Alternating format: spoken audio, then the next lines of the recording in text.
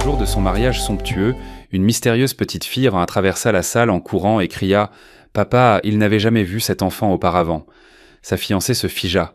Ce qu'il fit ensuite choqua toutes les personnes présentes. « Papa !» La voix résonna en écho dans la salle. 300 invités tournèrent la tête simultanément. La fillette courait entre les tables. Sa robe blanche était tachée de boue, ses cheveux châtains étaient entébouriffés. Renato Montenegro s'arrêta au milieu de l'allée centrale. « Qui est cet enfant ?» chuchota Isabella à côté de lui. La petite ne s'arrêta pas, passa devant les serveurs, renversa une coupe de champagne. Le liquide éclaboussa le sol en marbre. « Papa, papa !» Elle atteignit Renato et serra fort sa jambe. Ses yeux marrons étaient pleins de larmes. La salle devint silencieuse. Isabella recula de 2 pas.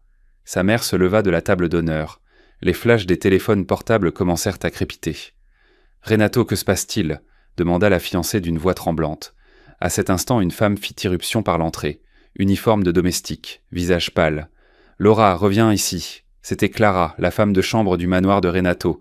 Elle y travaillait depuis 2 ans. Toujours discrète, presque invisible.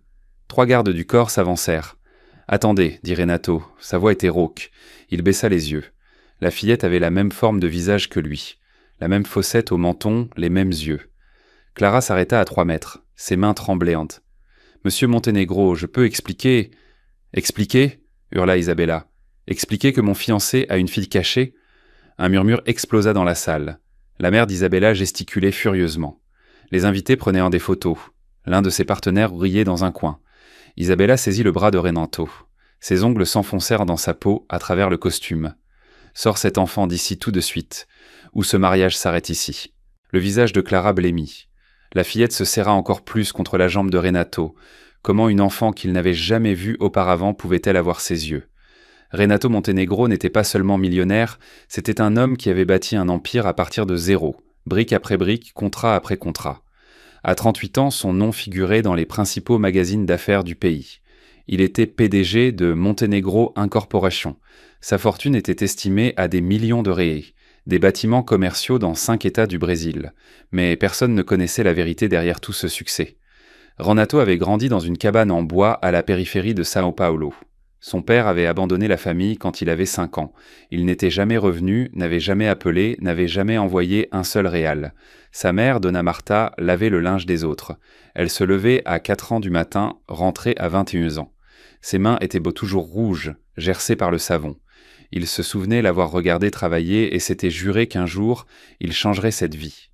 Il avait étudié dans une école publique, travaillé comme coursier à 14 ans. Il livrait des documents à vélo sous la pluie. À 18 ans, il était entré en génie civil à l'université publique. Il travaillait le jour, étudiait la nuit, dormait 4 heures par jour pendant 5 ans. Lorsque sa mère mourut, il était en 3e année.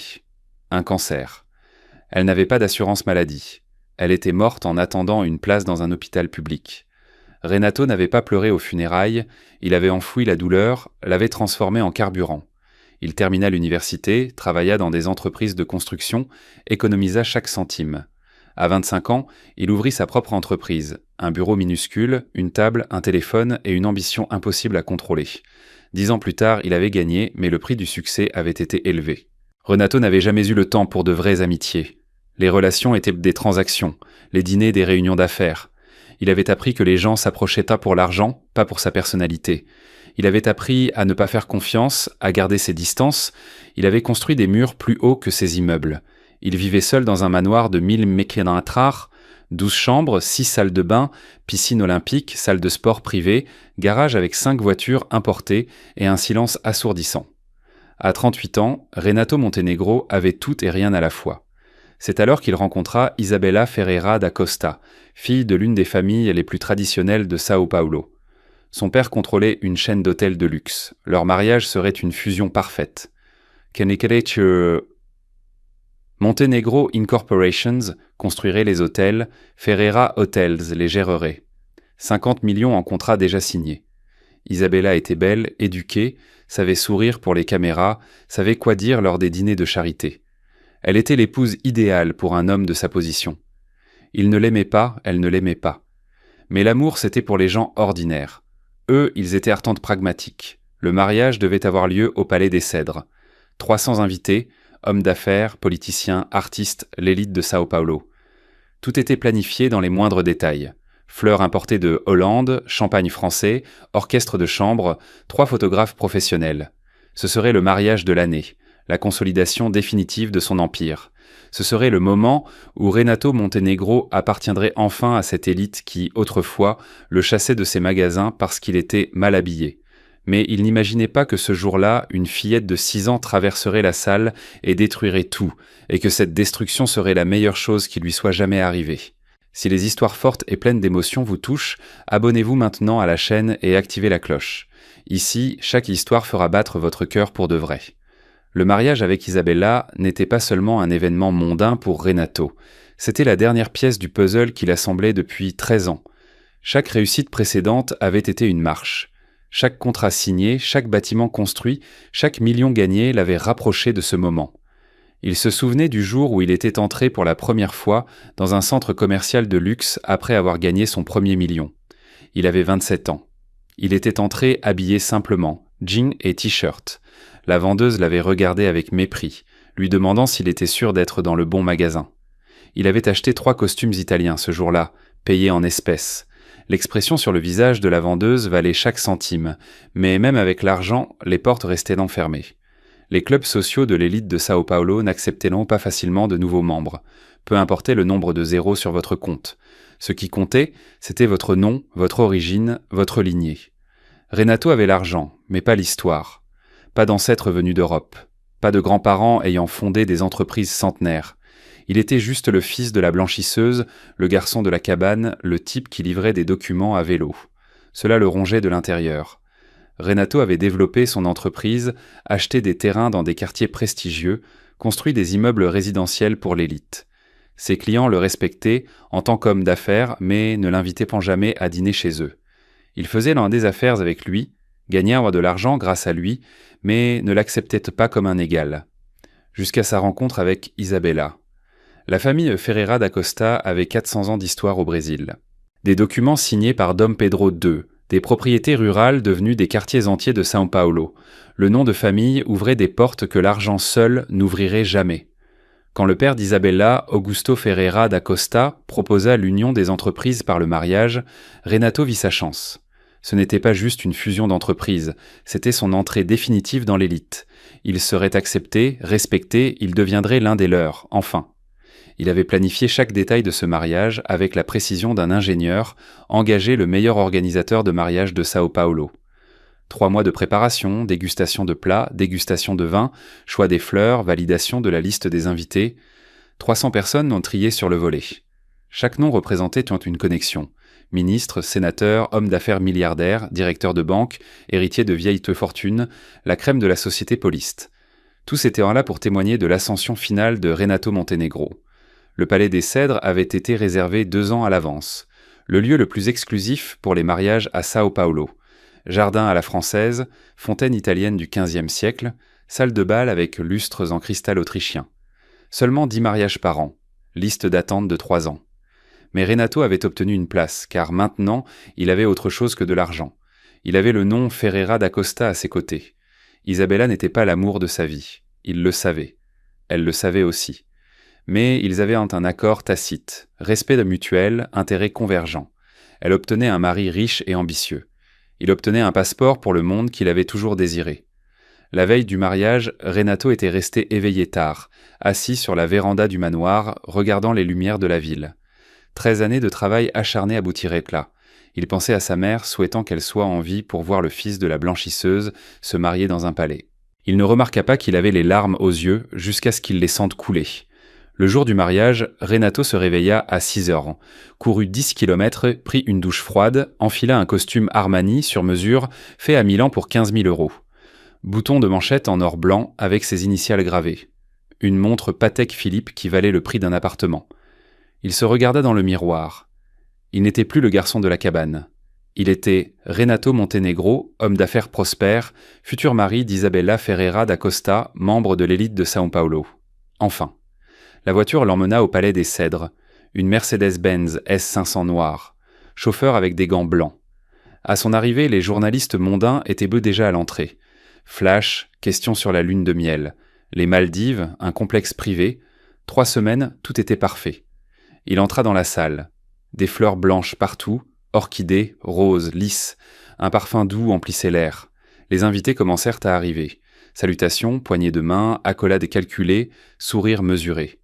Isabella était magnifique. Robe Vera Wang, cheveux relevés en un chignon élégant, maquillage impeccable.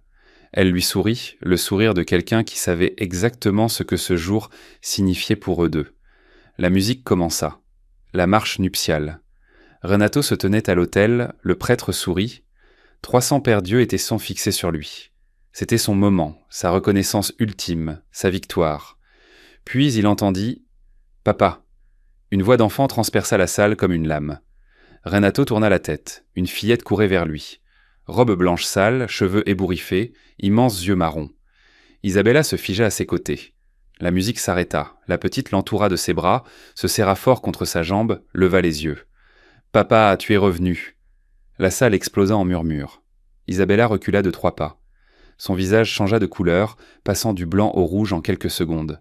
« Renato » chuchota-t-elle. « Qu'est-ce que c'est que ça ?» Une femme accourut. Uniforme de domestique. C'était Clara.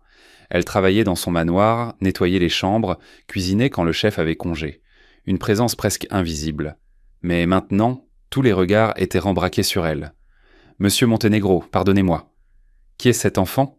demanda Isabella en haussant le ton. La mère d'Isabella se leva de la table d'honneur. Son père fronça les sourcils. Les invités sortirent leur téléphone portable. Les flashs commencèrent. Renato regarda la fillette. Elle avait ses yeux, la même forme de visage, la même fossette au menton. La ressemblance était impossible à ignorer.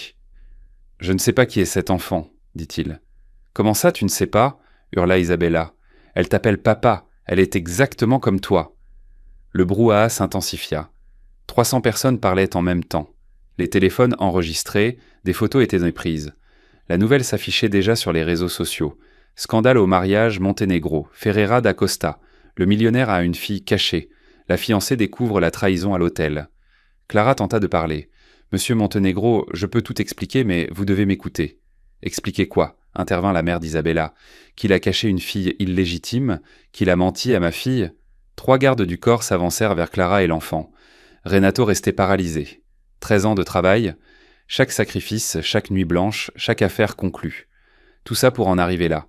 En 30 secondes, tout s'effondrait. Son principal partenaire, Alberto Mendes, riait dans un coin de la salle. Il riait fort. D'autres hommes d'affaires chuchotaient, des regards de jugement, de supériorité, de satisfaction. C'est Klosterlidenant et Pransolitidedokra, le garçon de la cabane restera toujours un garçon de la cabane. Isabella lui saisit le bras. Ses ongles s'enfonçaient dans la peau à travers le costume Armani. « Tu as 10 secondes pour virer cette femme et cet enfant d'ici, » siffla-t-elle. « Ou ce mariage est au fini, la fusion des entreprises est finie, tout est au fini. » La petite commença à pleurer, un son aigu, effrayé. Clara tenta de la prendre, mais Laura s'agrippa encore plus fort à la jambe de Renato. 300 paires d'yeux attendaient.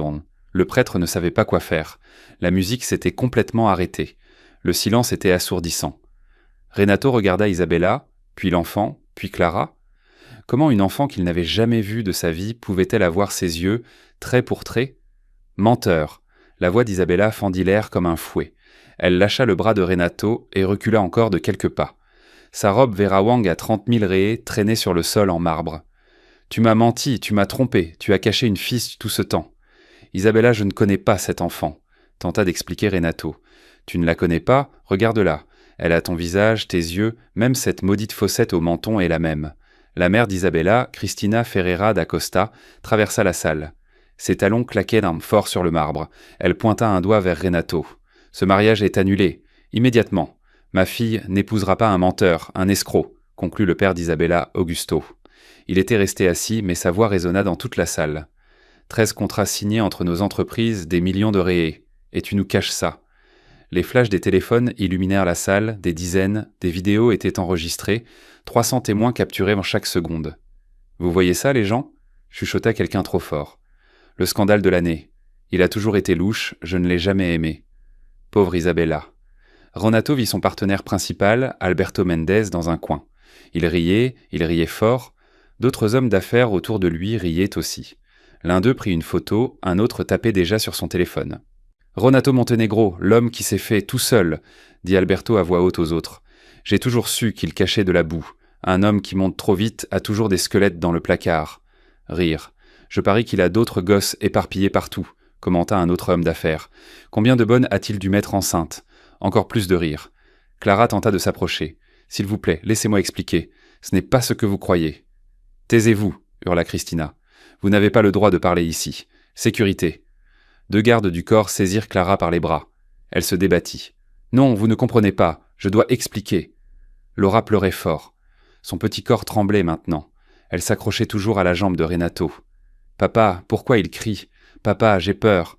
Elle a même appris à l'enfant à l'appeler papa, commenta une invitée. Quelle absurdité.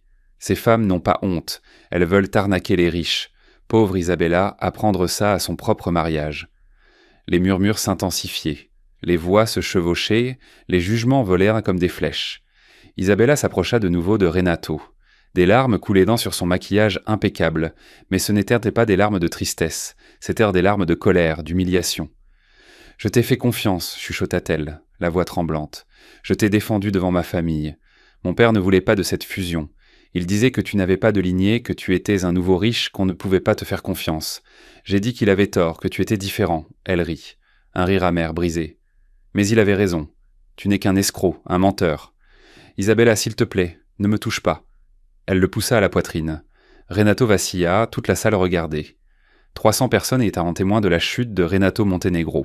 Augusto Ferreira da Costa se leva, ajusta sa veste, s'approcha de Renato d'un pas mesuré, s'arrêta à 1 mètre de lui. « Les contrats entre nos entreprises seront résiliés demain matin, dit-il, voix basse mais ferme.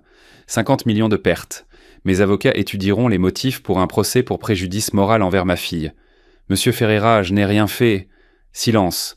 Le ton était glacial. Vous avez trompé ma famille, souillé le nom Ferreira da Costa. Depuis 400 ans, notre famille maintient une réputation impeccable dans ce pays. Et vous avez amené votre bâtarde à notre mariage. Renato eut l'impression de recevoir un coup de poing dans l'estomac. Sécurité, faites sortir cette femme et cet enfant immédiatement, ordonna Augusto. Et monsieur Montenegro peut sortir aussi. Ce mariage n'aura pas lieu. Les gardes s'avancèrent. L'un d'eux tenta de prendre Laura. La fillette hurla. Non, non, papa. Clara luttait contre les gardes qui la tenaient. « S'il vous plaît, vous ne comprenez pas, ce n'est pas sa fille. S'il vous plaît, écoutez-moi. » Mais personne n'écoutait. Le prêtre partit discrètement. L'orchestre rangeait ses instruments. Les serveurs cessèrent le service. Les invités commencèrent à se lever, prenant leurs sacs et leurs vestes. « Quel cirque !» commenta quelqu'un. « Je m'en vais. Je ne veux pas faire partie de cette honte. » Pauvre Isabella, quelle humiliation. Renato a toujours été trop ambitieux. Maintenant, on sait pourquoi. Il voulait entrer dans notre société, mais il n'a pas le caractère pour ça. Les mots transperçaient à Renato comme des balles. Ambitieux, sans caractère, escroc, menteur, nouveau riche, sans origine. Son partenaire Alberto s'approcha, souriant d'un sourire venimeux. « Tu sais, Renato, j'ai toujours su que ce jour arriverait, dit-il doucement. Juste pour Renato. Tu n'as jamais été l'un des nôtres. Tu ne le seras jamais. Tu peux avoir de l'argent, tu peux construire des immeubles, tu peux porter un costume italien, mais tu resteras toujours le gamin du bidonville qui livrait des documents à vélo. » Alberto tapota l'épaule de Renato avec force et condescendance. « Bonne chance pour les explications aux autres associés. Je parie qu'ils voudront ton départ de l'entreprise. Un tel scandale tache la marque. » Il s'éloigna, souriant toujours. La moitié des invités étaient déjà partis, l'autre moitié prenait des photos, filmait, discutait par groupe. Certains regardaient avec pitié, la plupart regardaient avec satisfaction. La chute de l'arrogant nouveau riche. Isabella enleva son voile, le jeta par terre, le piétina. « Je te hais, dit-elle à Renato, puis elle se tourna vers les invités restants. « Le mariage est annulé, vous pouvez partir. » Elle sortit en courant, retenant sa robe. Christina courut après elle et Augusto s'arrêta à la porte, regarda Renato une dernière fois. « Tu n'as jamais été digne de ma fille. Maintenant, tout le monde le sait. » Et il sortit. Renato resta debout au même endroit. L'autel décoré de fleurs blanches, la musique qui aurait dû jouer, les vœux qu'il aurait dû prononcer. Tout planifié, tout parfait, tout détruit. Il regarda autour de lui. L'immense salle semblait maintenant plus petite, étouffante. Les murs se refermaient, l'air devenait lourd, difficile à respirer. 13 ans de travail, de sacrifices, de nuits blanches, d'affaires conclues, d'ascension marche après marche, détruit en 10 minutes. Laura pleurait toujours, agrippée à sa jambe. Clara se débattait toujours avec les gardes. Les derniers invités partaient, regardant en arrière, chuchotant. Renato sentit ses jambes flancher, faillit tomber, s'agrippa au bord de l'autel. Le bois poli était froid sous ses doigts. Comment cela était-il arrivé ? Comment toute sa vie s'était-elle effondrée en quelques secondes ? Il contrôlait chaque variable, planifiait chaque détail, calculait chaque risque, et une fillette de 6 ans avait tout détruit. Les souvenirs l'envahirent, pas les bons, les mauvais, ceux qu'il essayait d'oublier. Il avait 8 ans. École publique, basket déchirée, pantalon raccommodé, les garçons riches de l'école privée voisine se moquaient de lui dans la rue. « Regarde le pauvre, ta mère lave le linge. Ouais, ça doit puer. Dégage d'ici, c'est pas ta place. » Il avait 15 ans, travaillait comme coursier, entra dans un restaurant pour livrer un document. Le gérant regarda ses vêtements trempés par la pluie. « Entrée de service à l'arrière. Ton genre n'entre pas par la grande porte. » Il avait 23 ans, venait de terminer l'université. Entretien d'embauche dans une grande entreprise de construction. Le directeur regarda son CV. « Université publique ? Nous préférons embaucher ceux du privé. Une question de standing, vous comprenez ? » Il avait 28 ans, premier million gagné, entra chez un concessionnaire de voitures importées. Le vendeur l'ignora, servit un homme en costume arrivé après Renato, entra dans le salon de voitures importées. Le vendeur l'ignora et servit un homme en costume arrivé après lui. « Excusez-moi, cette voiture ne correspond pas tout à fait à votre profil. Toutes les humiliations, toutes les portes fermées, tous les regards méprisants. » Il avait tout surmonté, ou du moins le pensait-il. Il avait bâti un empire, gagné des millions, portait des costumes italiens, conduisait des voitures allemandes et vivait dans un manoir, mais il restait le gamin des favelas. Et maintenant, au moment qui devait être sa gloire, sa reconnaissance ultime, son entrée définitive dans l'élite, on le mettait de nouveau à la porte. L'ironie était brûlante. Quand il était pauvre, on l'humiliait pour son manque d'argent. Maintenant qu'il était riche, on l'humiliait pour son manque de pedigree, pour l'absence d'un nom ancien, parce qu'il était un nouveau riche. Ce ne serait jamais assez, il ne serait jamais accepté, il ne deviendrait jamais l'un d'eux. Renato regarda Laura. La petite fille avait cessé de pleurer et le regardait avec d'immenses yeux bruns, les mêmes que les siens. Comment était-ce possible ? Il n'avait jamais vu cet enfant, n'avait jamais touché Clara au-delà des salutations formelles, n'avait jamais eu de relation avec aucune employée. Mais la ressemblance était indéniable. Le même visage, les mêmes yeux, la même fossette. La colère lui monta à la gorge, brûlante, étouffante. Colère contre Clara pour avoir amené cet enfant, pour avoir causé ce scandale, pour avoir ruiné son mariage, ses contrats, sa réputation. Colère contre Laura d'exister, d'avoir son visage, de l'appeler papa. Colère contre Isabella de ne pas l'avoir écoutée, de l'avoir humiliée publiquement, d'avoir tout détruit sans chercher à comprendre. Colère contre Albert pour son rire, contre les invités pour leur jugement, contre Auguste pour son mépris, et colère contre lui-même. Pourquoi ? Pourquoi lui ? Pourquoi maintenant ? Pourquoi toujours lui ? Il avait suivi toutes les règles, travaillé dur, joué franc jeu, posé chaque brique honnêtement. Et pourtant, l'univers le mettait quand même à genoux. Renato sentit quelque chose d'humide sur son visage. Il toucha une larme. Il n'avait pas pleuré depuis l'enterrement de sa mère, 15 ans auparavant, mais il ne pouvait plus s'arrêter. Des années de douleur contenue sortaient d'eux. Les humiliations accumulées, les refus essuyés, les portes fermées, les regards méprisants, les rires de supériorité, tout sortait dans des larmes silencieuses. La salle était presque vide. Seuls quelques employés débarrassaient pan les verres. Les gardes tenaient en toujours Clara. Laura s'accrochait encore à sa jambe. Renato Montenegro, millionnaire, homme d'affaires prospère, l'homme qui avait bâti un empire, était brisé. Plus brisé que lorsqu'il vivait dans le bidonville, car là-bas au moins, il avait encore de l'espoir. Il croyait encore que s'il travaillait dur, s'il s'élevait, s'il gagnait de l'argent, on l'accepterait et le respecterait. Mais maintenant, il connaissait la vérité. Ce ne serait jamais assez. Il était l'éternel étranger, l'envahisseur, celui qui n'est pas à sa place. Renato ferma les yeux, prit une profonde inspiration, tenta de retenir ses larmes, mais lorsqu'il rouvrit les yeux et regarda Laura, il vit ses propres yeux le fixer en retour, et une question lui transperça la poitrine comme une lame. « Qui est cette fille ? Lâchez-la » La voix de Renato était rauque mais ferme. Les gardes le regardèrent avec confusion. « Monsieur Montenegro, Monsieur Ferreira a ordonné... » « J'ai dit de la lâcher. » Les gardes hésitèrent, puis obéirent. Clara tomba à genoux sur le sol. Ses mains tremblaient, elle respirait avec difficulté. Renato s'accroupit et regarda Laura. La petite fille avait cessé de pleurer et essuyait ses larmes avec ses mains sales. « Qui es-tu » demanda-t-il d'une voix douce. « Je suis Laura » répondit la fille. « Tu es mon papa. Maman Clara a dit que tu étais revenu. »« Non, monsieur Montenegro » interrompit Clara, toujours à genoux. Elle était paniquée. S'il vous plaît, laissez-moi expliquer. J'ai des papiers, j'ai des preuves. C'est un terrible malentendu. » Renato la regarda. Clara avait des larmes sur le visage, ses mains tremblaient encore. Elle avait l'air désespérée. « Alors expliquez-vous, » dit-il. Clara prit une profonde inspiration, saisit le sac qu'elle avait laissé tomber à l'entrée, l'ouvrit et sortit une enveloppe jaunie qu'elle tendit à Renato d'une main tremblante. « Laura n'est pas votre fille, monsieur Montenegro. C'est votre nièce. » La salle plongea dans le silence. Les quelques employés encore présents s'arrêtèrent et regardèrent. « Nièce » répéta Renato. « Oui, c'est la fille de Raphaël Montenegro, votre frère jumeau. » Renato sentit le sol se dérober sous ses pieds. « Je n'ai pas de frère. »« Si, vous en aviez un, » Clara déglutit. « Raphaël est mort il y a 6 mois. Accident de moto à Goiânia.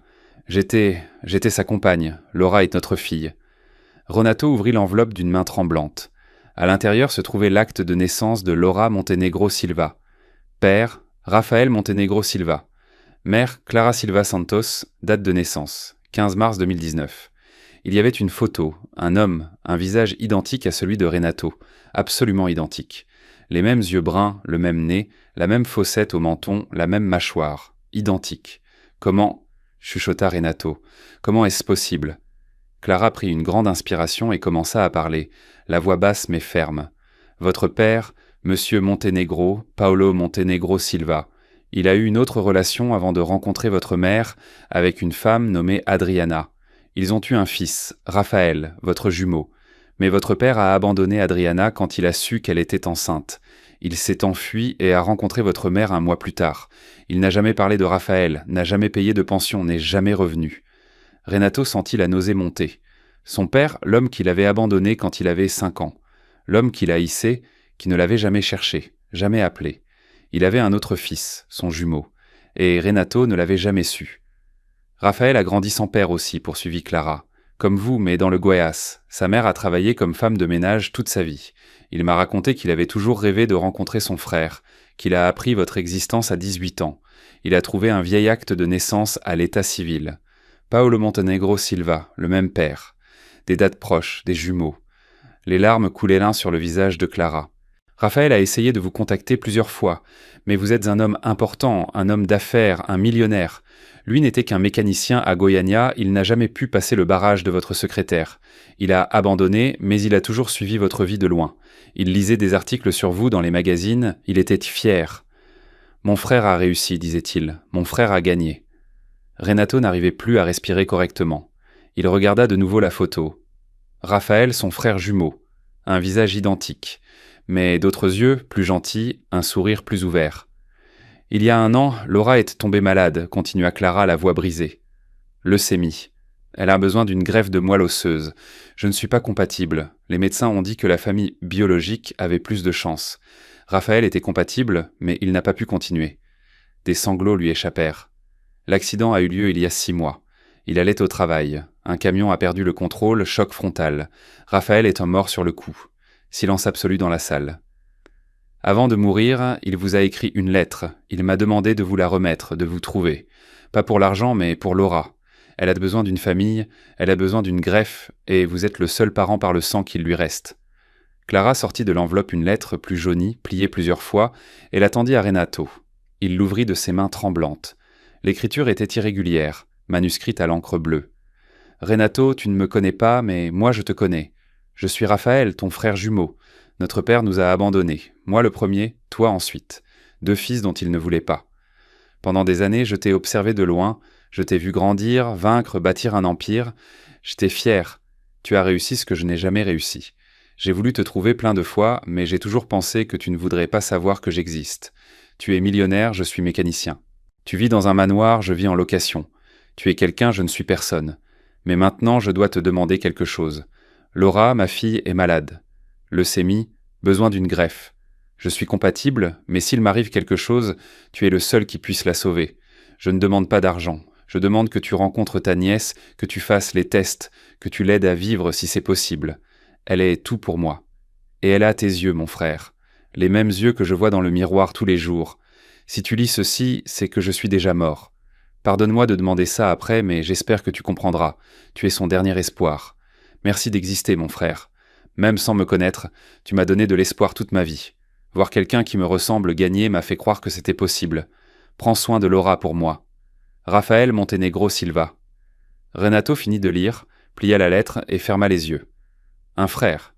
Il avait un frère jumeau et il ne l'avait jamais su, jamais rencontré, n'avait jamais eu la chance de le rencontrer, et maintenant il était mort. Il regarda Laura. La fillette l'observait. De grands yeux effrayés, innocents. Elle n'était pas son scandale, elle était sa famille, la seule famille de sang qu'il avait au monde. Renato resta silencieux un temps qui sembla une éternité. Il tenait fermement la lettre, les mots résonnant dans son esprit. « Tu m'as donné de l'espoir. » Raphaël avait observé sa vie de loin, fier, voyant en lui la preuve qu'on pouvait vaincre. Deux garçons abandonnés par le même père. L'un avait bâti un empire, l'autre travaillait comme mécanicien. Et Renato n'avait jamais su qu'il y avait quelqu'un qui le soutenait, quelqu'un qui partageait son sang, sa douleur, son histoire. C'était trop tard maintenant. Trop tard pour connaître Raphaël, serrer son frère dans ses bras, lui dire qu'il n'était pas seul, partager les victoires et les défaites. Mais Laura était vivante, malade et avait besoin de lui. Renato regarda autour de lui. La salle était presque vide. Juste quelques employés, les gardes, Clara à genoux sur le sol. Laura s'accrochait toujours à sa jambe. Et au fond, près de la sortie, quelqu'un qu'il n'avait pas remarqué. Un homme en blouse blanche, cheveux gris, lunettes rondes. L'homme s'approcha d'un pas lent et calculé. « Monsieur Montenegro, dit-il. Je suis le docteur Henri Calves, oncologue pédiatrique. J'étais ici en tant qu'invité. J'ai entendu toute la conversation. » Renato le regarda, attendant. « L'histoire de Clara est vraie. Je connais le cas de Laura. Elle est ma patiente depuis 1 an. Leucémie lymphoblastique aiguë. Stade avancé. Sans greffe, elle a au maximum 6 mois à vivre. » Les mots tombèrent comme des pierres. 6 mois. Si vous êtes compatible, continua le docteur, les chances de succès de la greffe sont de 80%. Pour les frères et sœurs, la compatibilité est de 25%. Pour les oncles et tantes, environ 12%.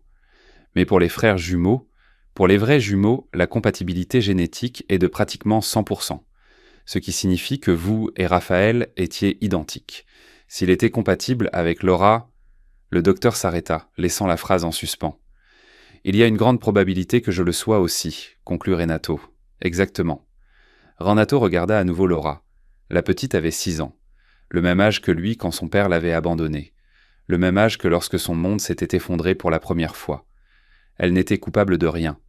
Elle n'avait pas demandé à être malade, ni à perdre son père, ni à faire irruption dans le mariage de quelqu'un d'autre.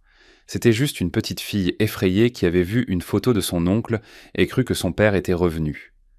13 ans. Renato avait passé 13 ans à bâtir un empire, à courir après la reconnaissance, à chercher l'approbation de l'élite, désirant appartenir à un monde qui ne l'accepterait jamais complètement. Et en 13 minutes, ce monde l'avait de nouveau banni. Mais ici, accroché à sa jambe, il y avait quelque chose de réel, quelque chose de vrai, quelque chose de vraiment important. Une famille.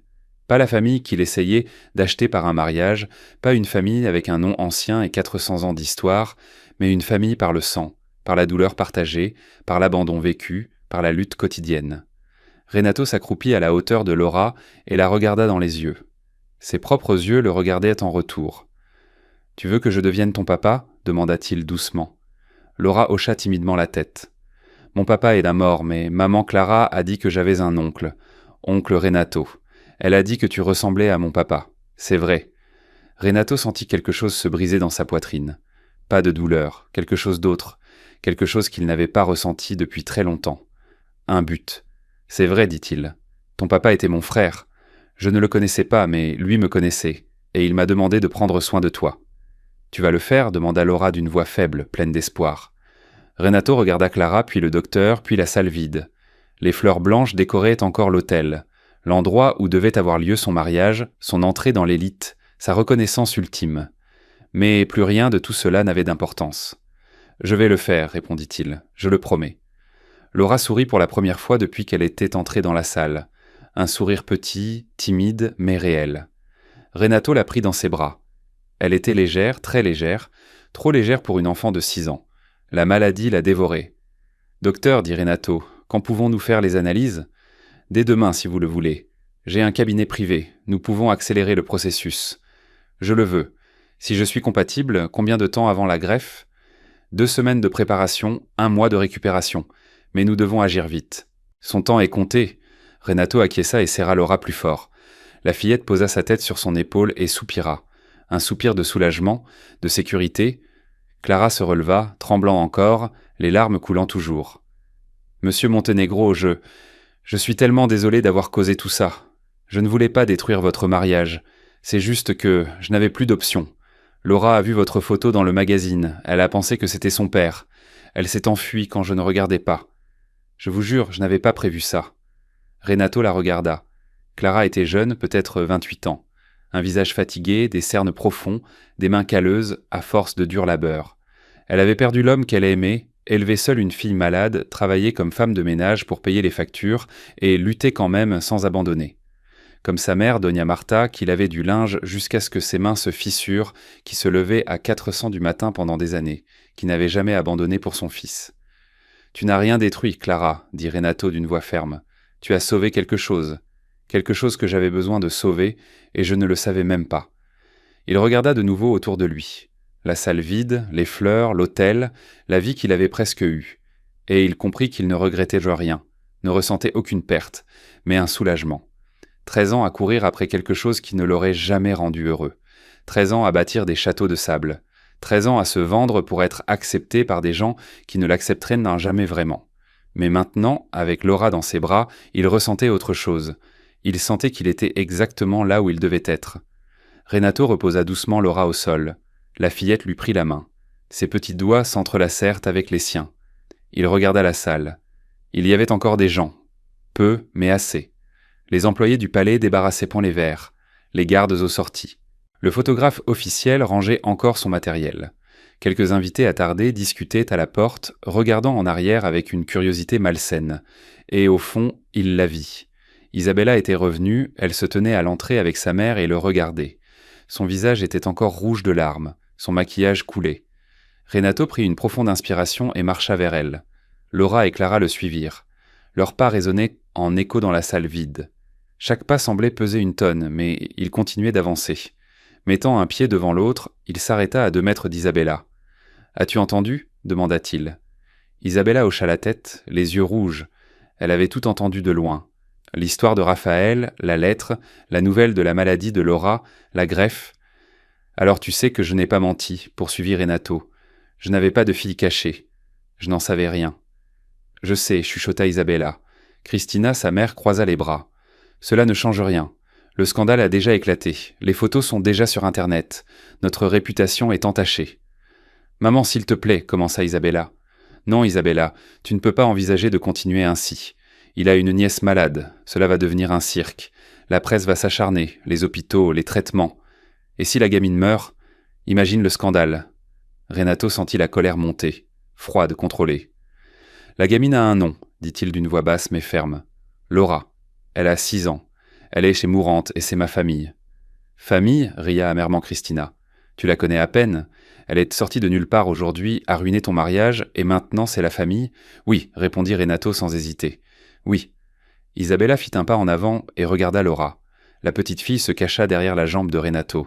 « Bonjour Laura, » dit doucement Isabella en essayant de sourire. « Tu ressembles beaucoup à ton oncle. » Laura ne répondit pas, elle se contenta de regarder avec ses grands yeux. Isabella soupira et regarda Renato. Pendant un instant, il vit quelque chose de différent dans son regard. Ni colère, ni indignation, mais quelque chose de plus doux, presque de la compréhension. « Renato, dit-elle, je comprends vraiment, c'est ta nièce. Elle est malade, tu veux aider ? C'est noble. » « Mais, demanda Renato, il savait ce qui allait suivre. « Mais je ne peux pas faire partie de ça. » Les larmes coulèrent à nouveau. « Je ne peux pas me marier au milieu de ce scandale. Ma famille n'acceptera pas. La société va jaser et je ne suis pas assez forte pour ça. » Elle retira son alliance. Un diamant de 3 carats, 100 000 réaux. Renato l'avait choisi personnellement. Elle lui tendit la bague. « Désolée, chuchota-t-elle. Tu es un homme bon, meilleur que je ne le pensais. Mais je ne peux pas. » Renato regarda la bague. Elle brillait sous la lumière du lustre, reflétant les couleurs, des promesses brisées, figées dans du carbone compressé. Il ne la prit pas. « Garde-la, dit-il. Vends-la, donne-la, jette-la, peu importe. » Isabella referma sa main sur la bague, ses larmes redoublèrent. « Tu ne m'en veux pas ?» demanda-t-elle. Renato secoua la tête. « Non, je me sens soulagé. »« Soulagé ? » ?»« Oui. » Il la regarda vraiment pour la première fois depuis des mois. Tu as raison, tu n'es pas assez forte. Et je t'ai utilisée. Je t'ai utilisée pour entrer dans un monde qui n'a jamais voulu m'accepter vraiment. Ce n'est pas juste pour toi, ce n'est pas juste pour moi. » Il recula d'un pas et reprit Laura dans ses bras. « J'ai passé 13 ans de ma vie à essayer d'être accepté, d'appartenir à ce monde. J'ai construit des immeubles, gagné des millions, porté des costumes hors de prix. Tout ça pour que des gens comme ta famille m'acceptent. Mais aujourd'hui, j'ai compris quelque chose. » Il s'arrêta et soupira. « Je ne veux plus être accepté par vous. Je veux être accepté par moi-même. » Silence. Isabella ne dit rien, elle pleurait doucement. Renato se retourna et commença à marcher vers la sortie. Laura dans les bras, Clara à ses côtés. « Renato » l'appela Isabella. Il s'arrêta mais ne se retourna pas. « J'espère qu'elle se rétablira. » Sincèrement. Renato hocha la tête et continua sa marche. En franchissant la porte, il ressentit quelque chose d'étrange, une légèreté comme s'il s'était délesté d'un fardeau d'une tonne. 13 ans de poids, 13 ans à essayer d'être quelqu'un qu'il n'était pas. Il installa Laura sur la banquette arrière de la Mercedes. Clara s'assit à côté. Le chauffeur regarda dans le rétroviseur, confus. « Où allons-nous, monsieur Montenegro ?»« À l'hôpital, dit Renato, le plus vite possible. » La voiture démarra, laissant derrière elle le palais des cèdres, les fleurs blanches, l'hôtel décoré et la vie qu'il avait failli avoir. Laura appuya sa tête contre la vitre, regardant défiler les lumières de la ville. « Fatigué. Très fatigué, oncle Renato, chuchota-t-elle. Dis, tu ne vas pas partir toi aussi ?» La question transperça la poitrine de Renato, si innocente, si pleine de peur, si pleine d'une expérience d'abandon déjà vécue. « Non, dit-il en se tournant pour la regarder. Je te promets que je ne partirai jamais. Papa avait promis aussi, mais il est parti. Ton papa ne voulait pas partir, Laura. C'était un accident. Il t'aimait très fort, et il a laissé une lettre pour me demander de prendre soin de toi. Tu sais ce que cela signifie ?» Laura secoua la tête. « Cela signifie que même après sa mort, il pensait encore à toi, il te protégeait encore. Il m'a envoyé vers toi. » Laura réfléchit un instant, puis hocha la tête. « Alors, tu es un cadeau de mon papa ?» Renato sourit. Pour la première fois depuis des heures, il sourit vraiment. « Oui, je suis un cadeau de ton papa, et toi, tu es son cadeau pour moi. » Ils arrivèrent à l'hôpital en 20 minutes. Le docteur Henrique était déjà là. On l'avait appelé à l'avance et il avait tout préparé. L'équipe de garde, la salle d'examen, tout était prêt. Renato tenait la main de Laura pendant qu'il marchait dans les couloirs blancs. L'odeur de désinfectant, les néons, le son lointain des moniteurs cardiaques. « J'ai peur des aiguilles, dit Laura. Moi aussi, avoua Renato. C'est vrai, vraiment. Quand j'étais enfant, je fuyais l'infirmière à l'école. Laura rit, un son petit mais sincère. Ils firent les analyses, la prise de sang, programmèrent les examens. Les résultats seraient là dans 48 heures. Ensuite, Renato emmena Laura et Clara dans son manoir. Des milliers de mètres carrés qui l'avaient toujours semblé vides. 12 chambres qui n'avaient jamais accueilli d'invités, mais qui en avaient désormais. Clara regardait autour d'elle avec de grands yeux. Elle n'était jamais entrée dans les zones privées. Elle ne nettoyait que les salons, la cuisine et les toilettes de service. « Monsieur Montenegro, je ne peux pas rester ici. C'est inapproprié. »« S'il vous plaît, dit Renato. Appelle-moi Renato, et Laura a besoin de soins. Tu vivras ici jusqu'à ce qu'elle guérisse. »« Mais mon travail... »« Tu ne travailles plus comme femme de chambre. Tu t'occuperas de Laura à plein temps. Je te paierai le double de ton salaire actuel. » Clara tenta de protester. Renato leva la main. « Ce n'est pas de la charité, c'est la famille. On prend soin de la famille. »« Famille. » Le mot sonnait étrangement. « Bien. Juste. » Renato montra à Clara l'une des chambres d'amis, puis emmena Laura dans celle d'à côté. Un lit king size, du papier peint neutre, une décoration minimaliste. « Demain, nous achèterons des affaires d'enfants, dit-il. Des jouets, des poupées, ce que tu voudras. » Laura s'était déjà couchée. Ses yeux se fermèrent de fatigue. La journée avait été trop longue pour une enfant malade. « Oncle Renato, marmonna-t-elle, s'endormant presque. Dis, tu ressembles vraiment à mon papa. Même la voix. » Renato sentit une boule dans sa gorge. Il s'assit au bord du lit, passa la main dans ses cheveux.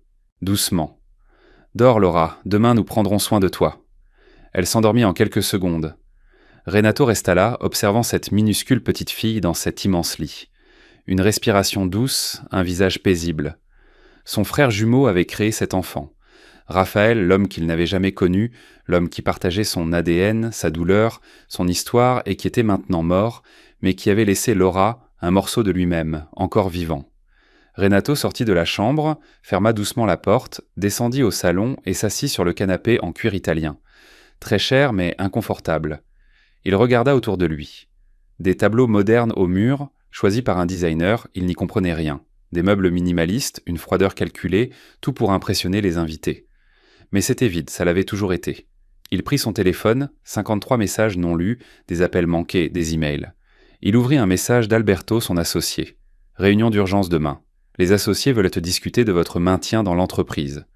Son avocat Ferreira da Costa avait envoyé une notification de rupture de contrat. Perte estimée, 50 millions. Les magazines mondains affichaient des titres en gros caractères. Le scandale Monténégro, l'homme d'affaires a une fille cachée. Les blogs de potins, le mariage de l'année, annulé après l'apparition d'une enfant mystérieuse. Les commentaires sur les réseaux sociaux, des milliers. La plupart cruels, certains encourageants, mais la grande masse jugeait, riait, célébrait sa chute. Le pauvre garçon qui était monté trop haut finissait par tomber. Renato éteignit son téléphone et le jeta sur le canapé. Rien de tout cela n'avait d'importance. Plus d'importance. Pour la première fois en 13 ans, Renato Montenegro dormit paisiblement.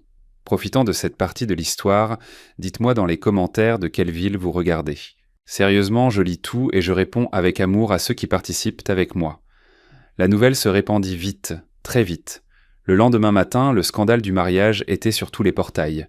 Des photos de Laura courant dans la salle, une vidéo d'Isabella en train de crier, une image de Renato portant la petite fille. Les titres variaient, certains cruels, d'autres sensationnalistes, peu étaient injustes. Le millionnaire Renato Montenegro annule son mariage après l'apparition d'une fille présumée. Scandale, la mariée découvre une trahison à l'hôtel. L'homme d'affaires a un enfant caché avec une employée. Mais il y en avait d'autres. Plus tard, quand toute l'histoire filtra, la vérité sur le scandale Montenegro. Une nièce malade a besoin d'une greffe. Un homme d'affaires choisit la famille plutôt qu'un mariage d'intérêt. Renato Montenegro fait don de 5 millions à l'Institut de recherche sur la leucémie infantile. Cette dernière nouvelle, Renato avait insisté pour la publier personnellement. 5 millions, l'argent qui aurait été dépensé pour le mariage, la lune de miel, le contrat avec Ferreira Costa. Maintenant, ils iraient à la recherche pour aider d'autres Laura. L'opinion publique commença à changer. Lentement, mais elle changea.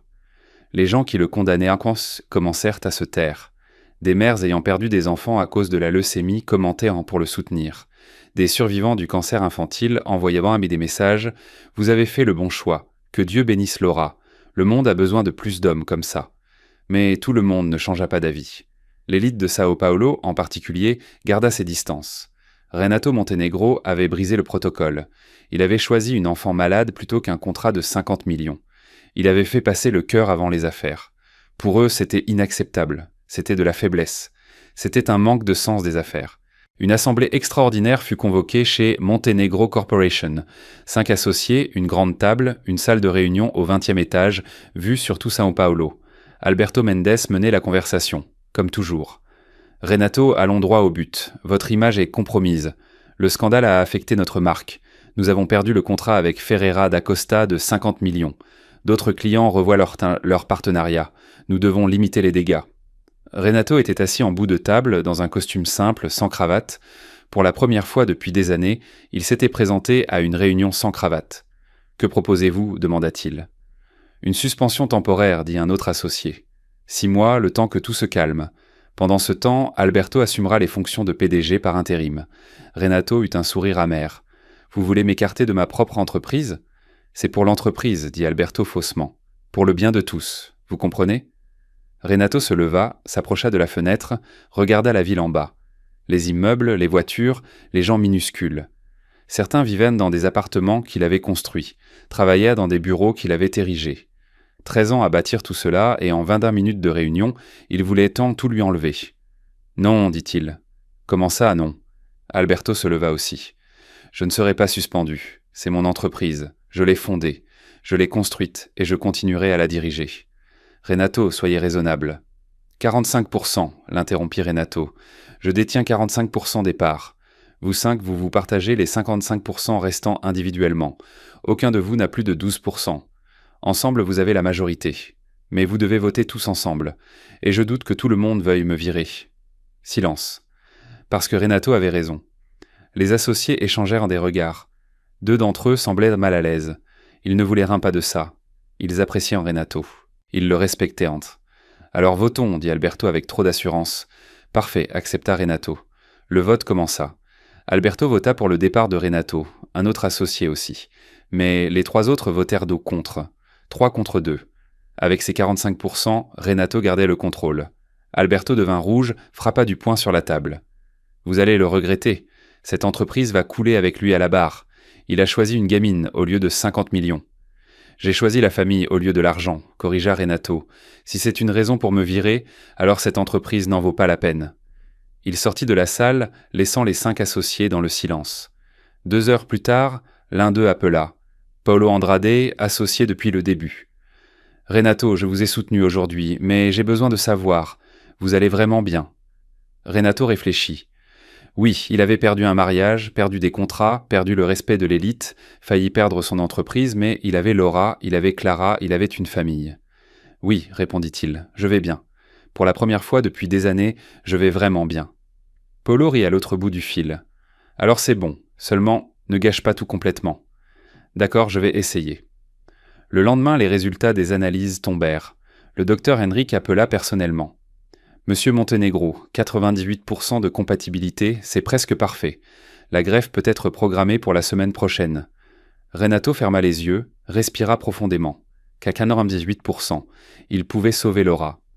Programmez-la, dit-il, le plus vite possible. La greffe eut lieu une semaine plus tard. La procédure dura 6 heures. Renato se réveilla en salle de réveil avec une douleur dans le dos. Rien comparé à ce que vivait Laura dans la chambre voisine. Elle passa 3 semaines à l'hôpital. Chambre stérile, système immunitaire détruit. Le corps luttait pour accepter la nouvelle moelle osseuse. Ce furent des jours et des nuits difficiles, où Renato ne savait pas si elle verrait le lever du soleil. Mais Laura se battit, comme s'était battu son père, comme s'était battu son oncle, comme tous les Monténégro avaient appris à le faire, et elle gagna. 45 jours après la greffe, le docteur Henrik signa sa sortie. Laura était en rémission. Le cancer avait reculé. Son corps avait accepté la moelle. Les cellules saines se multipliaient. Elle aura besoin d'un suivi pendant des années, expliqua le médecin. Des analyses régulières, des médicaments, mais les risques de récidive diminuent en chaque mois. Renato porta Laura hors de l'hôpital. Clara pleurait à côté, des larmes de soulagement, de gratitude, d'un espoir enfin réalisé. Au cours des mois suivants, la vie de Renato changea comme il ne l'avait jamais imaginé. Le manoir de 1000 mètres carrés, autrefois silencieux comme une tombe, s'anima. Des rires d'enfants, des pas courants dans les couloirs, des dessins collés sur le frigo. Laura avait tout transformé. Pas seulement la maison, mais Renato lui-même.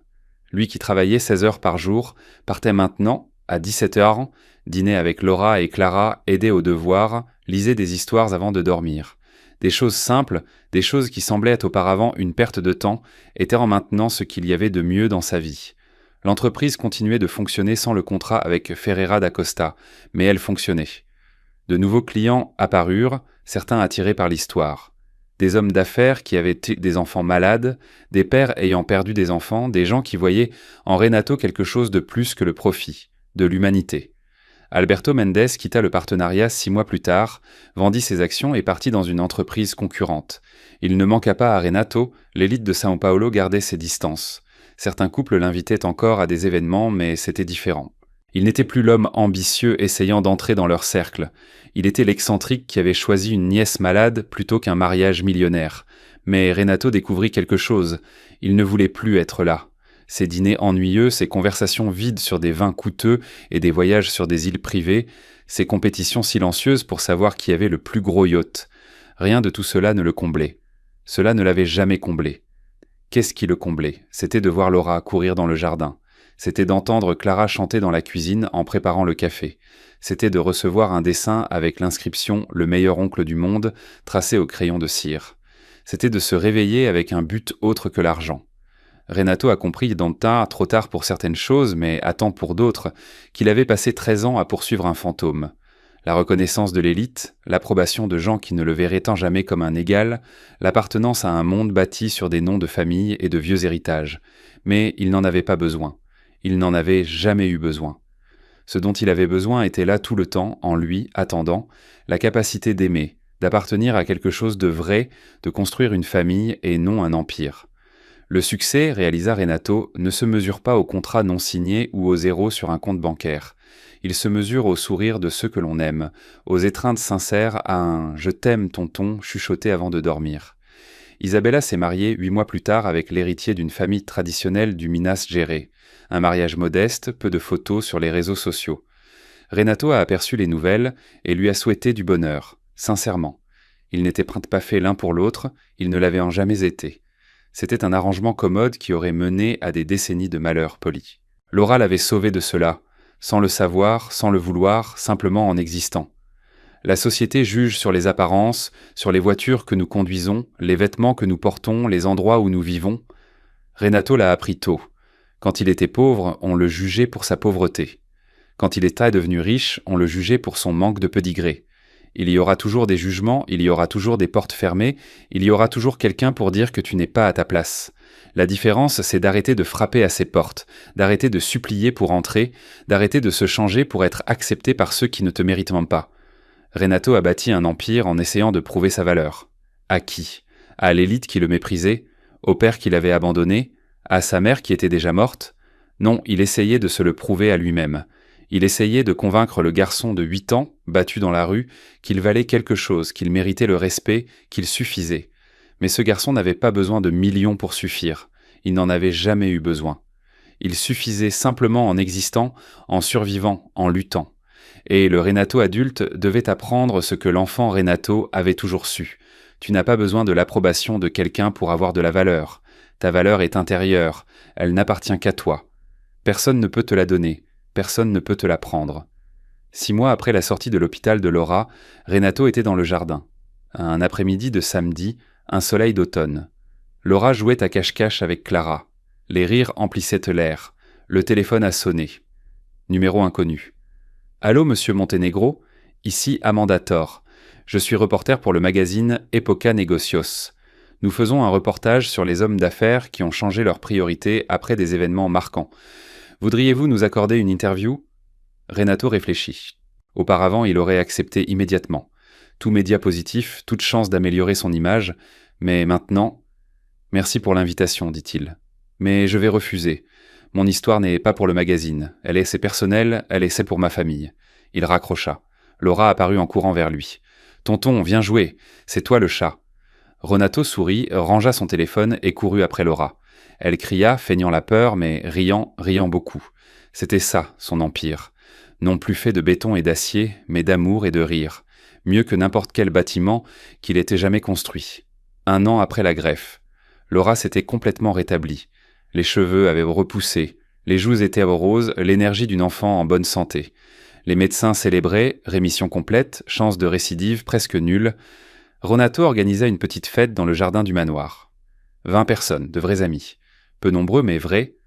Le docteur Henrique était là, Paolo Andrade, l'associé qui l'avait soutenu, aussi. Quelques employés de l'entreprise. Clara avait invité ses sœurs et ses neveux. Il n'y avait personne de l'élite, personne avec un nom de famille important, personne feignant l'intérêt.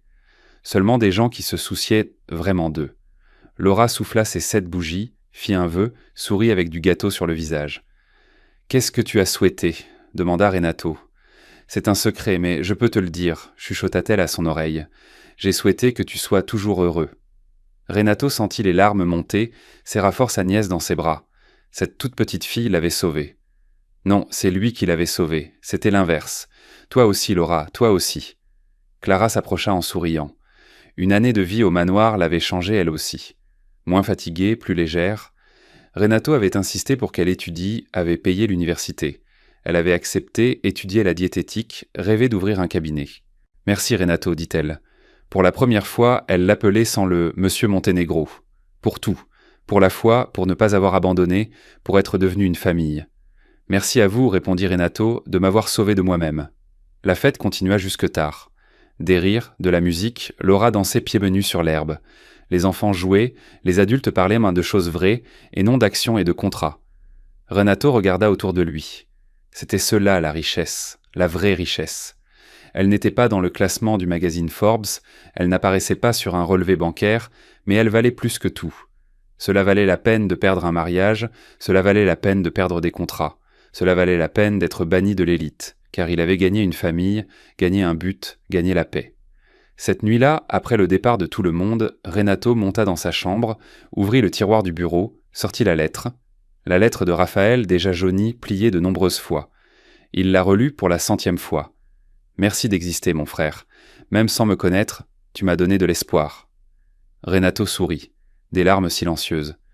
Non, Raphaël, chuchota-t-il, merci à toi. Tu m'as donné bien plus que de l'espoir.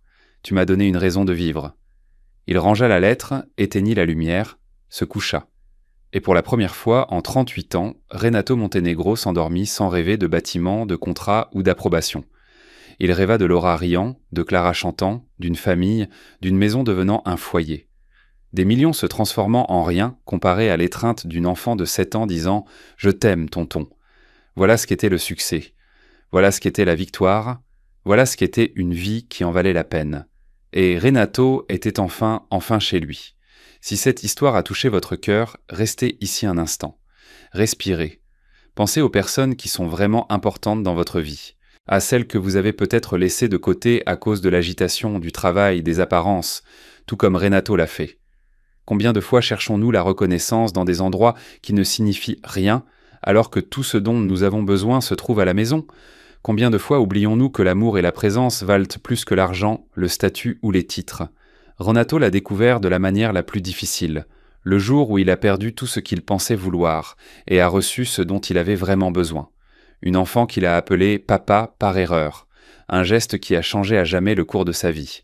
Et peut-être sans même le savoir, cette histoire peut changer quelque chose en vous aussi. Combien de Laura existent autour de nous, attendant que quelqu'un les regarde, les écoute, les serre dans ses bras, prenne soin d'elles. Parfois, il ne s'agit pas de sauver la vie de quelqu'un par une greffe, mais de sauver un cœur par un simple geste d'attention. Alors, c'est votre moment. Si vous croyez que l'amour et l'humanité valent plus que n'importe quelle fortune, écrivez ici en bas. La famille est ce qui compte vraiment. Que cette phrase devienne un rappel non seulement pour vous, mais pour tous ceux qui liront après vous. Si cette histoire vous a touché, partagez-la. Partagez-la avec quelqu'un qui est perdu, qui cherche des choses qui ne comblent pas.